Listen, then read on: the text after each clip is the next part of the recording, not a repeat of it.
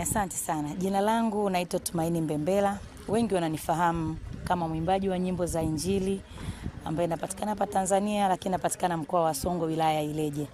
Lakini sio tu hivyo, mimi ni kiongozi wa Chama cha Mapinduzi ndani ya mkoa wa Songwe, ni mjumbe wa Baraza Kuu Taifa ninayewakilisha wanawake wa mkoa wa Songwe. Ya siku ya leo tarehe 28 mwezi wa 6 mwaka 2025, ikiwa ni siku ambayo ni siku ya kwanza kabisa katika siku zilizowekwa za kuchukua fomu. Namshukuru Mungu ameniwezesha. Nimeweza kufika mahali hapa na mimi kuchukua fomu ya kutia nia ya kugombea ubunge wa viti maalum mkoa wa Songwe. Ninamshukuru Mungu ameniwezesha kwa sababu mimi naamini hata hii hatua ya kwanza tu sio rahisi, bila mkono wa Mungu nisingeweza.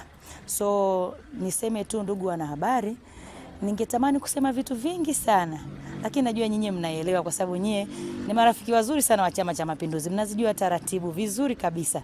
Mimi niombe, kwa sababu leo ilikuwa ni hatua ya kuchukua fomu.